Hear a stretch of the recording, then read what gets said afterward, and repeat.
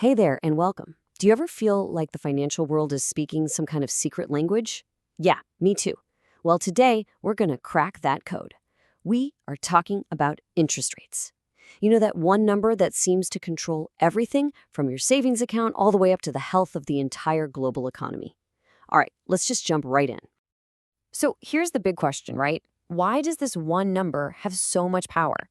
I mean, why do Wall Street traders, politicians, even just regular people like us hang on every single word from the central bank? Well, stick around because by the end of this, you're going to know exactly why. All right, to get to the bottom of this, we've got to start at the very beginning. Let's kick things off with a super simple but really powerful idea. Money itself has a price. Yeah, just think of an interest rate as the price tag on money.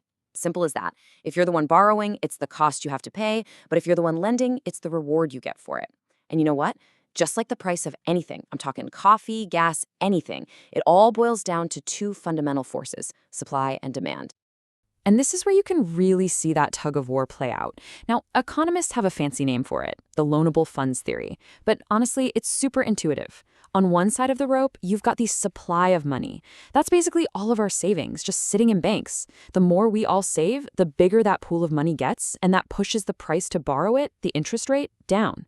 But on the other side, you've got demand.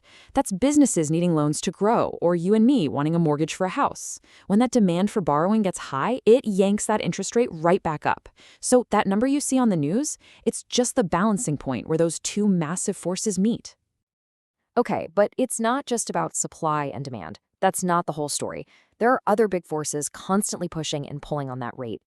The first one you got to know about is inflation. I mean, think about it.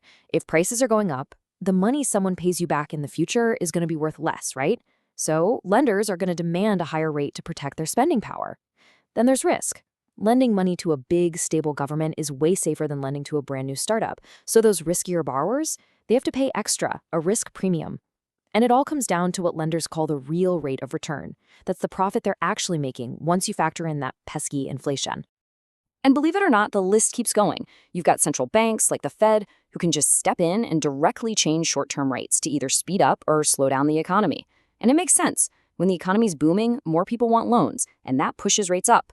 And one last thing, lenders want to get paid extra for tying their money up for a really long time. That's called liquidity preference. So next time you see an interest rate, just remember, it's not some random number. It's this incredibly rich, complex signal that's mixing all of these economic ingredients together. Okay, so now we know what goes into setting the rates. But here's where it gets really cool. Let's look at how these rates actually give us clues about the future. We're going to dive into something called the yield curve, which is basically one of the most powerful economic crystal balls out there. So in a happy, healthy, growing economy, you're usually going to see what's called a normal yield curve. All this means is that interest rates for long-term loans are higher than for short-term ones. And why is that? Well, it's because lenders are optimistic. They expect the economy to grow, maybe with a little inflation, and they want to be paid more for locking their money away for that long haul. It's a good sign. But sometimes, something really weird happens. The curve flips upside down. It inverts. This is when short-term interest rates actually become higher than long-term rates. This doesn't happen often, but when it does, it's a huge signal. It's telling you that investors are so worried about the immediate future that they're all rushing to lock in long-term bonds for safety, which pushes those long-term rates down. And historically, an inverted yield curve has been an almost spooky, accurate predictor that a recession is on the way.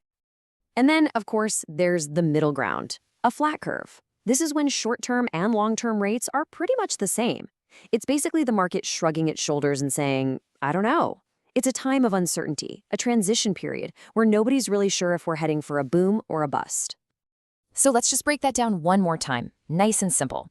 A normal, upward curve, that points to expansion. An inverted, downward curve, that's your classic recession warning. And a flat curve, total uncertainty. Just by looking at the shape of this line, you're pretty much reading the collective mind of the entire market about what's coming next. How cool is that? All right, next crucial piece of the puzzle. We've seen how rates can predict the future, but how do they actually directly affect your investments? This is where we get to a really simple but powerful concept I like to call the interest rate seesaw. It's a simple rule that pretty much governs the value of everything you can invest in, from stocks to bonds. Okay, picture a seesaw. On one side, you've got interest rates.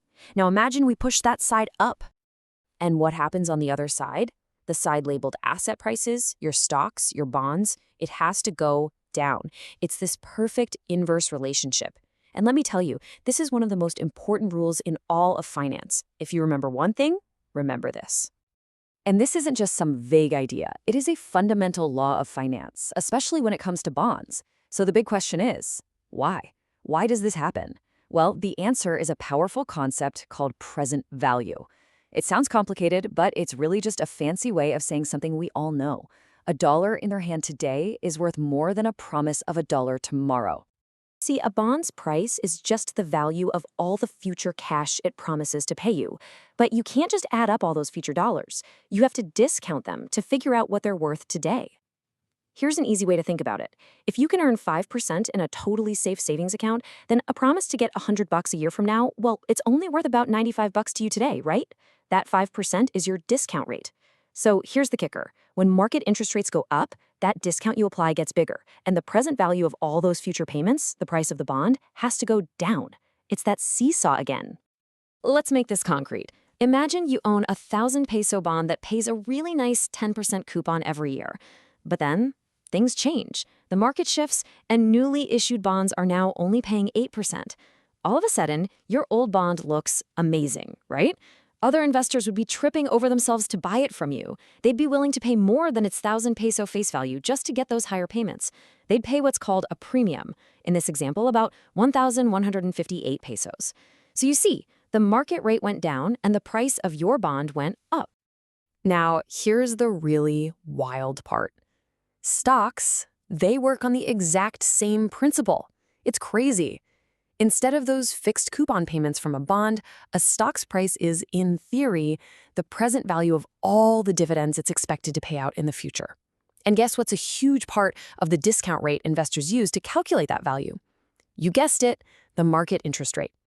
And here is that seesaw in action, clear as day. Let's say a stock was worth 100 pesos. At that price, investors decided they were getting a 10% return, which was enough to justify the risk. But then, the central bank raises interest rates. Now you can get a super safe return from a boring old government bond. So why on earth would you risk your money on a stock for only 10%? You wouldn't. Your required return on that stock just jumped, maybe to 12%. And when you run the numbers with that higher discount rate, guess what happens to the stock's value?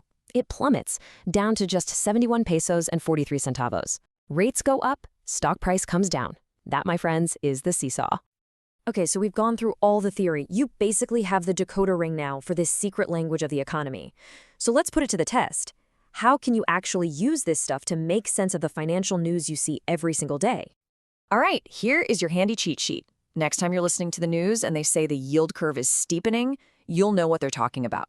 It means the market is getting more optimistic about economic growth. If you hear it's flattening, you'll know. People are getting a little nervous. Maybe recession fears are creeping in. And if they say the whole curve is shifting up or down, you'll know exactly what that means for inflation and what the central bank is up to. So let's wrap this all up. What are the big takeaways? First, interest rates are just the price of money, set by things like supply, demand, inflation, and risk. Second, the yield curve is like an economic crystal ball, a powerful forecast of where things are heading. And third, and maybe most importantly, that seesaws. Interest rates and asset prices move in opposite directions. You've got it. You now have the tools to decode the headlines and really understand what's going on in the financial world. So I'll leave you with this final thought. We've seen the yield curve is a fantastic predictor. But hey, it's not perfect. Nothing is.